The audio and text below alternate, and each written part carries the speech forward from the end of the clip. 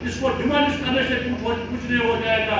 وہ اس کی پراپرٹی ہے جس نے بنائی ہے, جو زمین ہے, اگر وہ سرکار کی ہے, سرکار موجودہ وقت تک قیمت لگا کر جو آج ملکیتی زمین کا قیمت ہے اسے دے دیجیے تاکہ کمپلیکس بھی بچ جائے. کمپلیکس میں کام کرنے والے مثال کر دوں گا, بارہمولہ ضلع میں ایک گاؤں ہے, ہیل اس کا نام ہے, وہاں 150 چولہے ہیں. 100 چولہوں کے پاس سرکاری 5.6 کنال وہ اراضی ہے.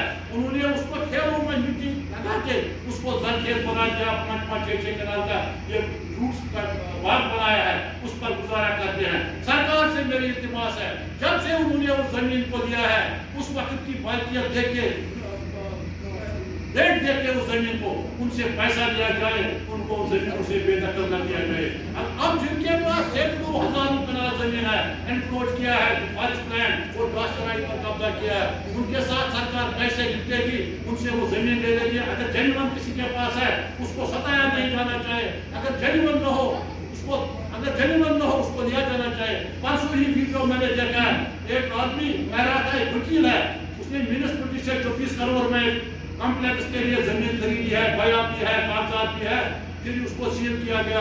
دوسرے دن آؤٹ آف مارکیٹ کو بند کیا گیا, دوسرے دن کھولا گیا. میں سرکار سے میری ریکویسٹ ہے, ہر چیز پر پہلے مائنڈ اپلائی کرو, پہلے دیکھو لیگل لائسنس کیا ہے, لیگل لائسنس دیکھ کے ایکشن کرو. بلائنڈلی کوئی ایکشن مت کرو. اگر بلائنڈلی ایکشن کرو گے تو اس کے نتائج اچھے نہیں ہوں گے. ہماری ریکویسٹ ہے, اس سارے کسی کے پاس ہوٹل ہے, اب لیز ختم ہو گئی ہے, کروڑوں روپے گھر کا سب بیچ کے ہوٹل بنایا ہے, اگر آپ اس کو لیز نہیں دیں گے, آپشن کریں گے, اس کو زہر اور خودکشی کے بغیر کوئی چارہ نہیں. ہاں لیز ایکسٹینڈ کر لیجیے, پیسہ بڑھانا ہے بڑھا لیجیے, اسٹیک ہولڈر سے بات کر لیجیے. ویلفیئر اسٹیٹ میں public welfare is important. Welfare state میں پبلک ویلفیئر کو پریورٹائز کیا جاتا ہے. ویلفیئر اسٹیٹ میں بلڈوزر نہیں چلایا. دیکھنا ہے حقیقت کیا ہے, دیکھو حقیقت. ہندو کا گھر ہو, مسلمان کا گھر ہو, سکھ کا گھر ہو, عیسائی کا گھر ہو, گھر اجڑنے کی ڈر اسی کو محسوس ہوگی جس کے پاس گھر نہیں.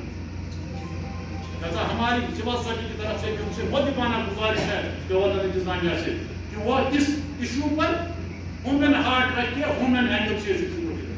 باقی میں تمام جو یہاں معزز مہمان آئے ہیں, میڈیا سے وابستہ لوگ ہیں, جموں کشمیر کے 22 اضلاع سے جو ہمارے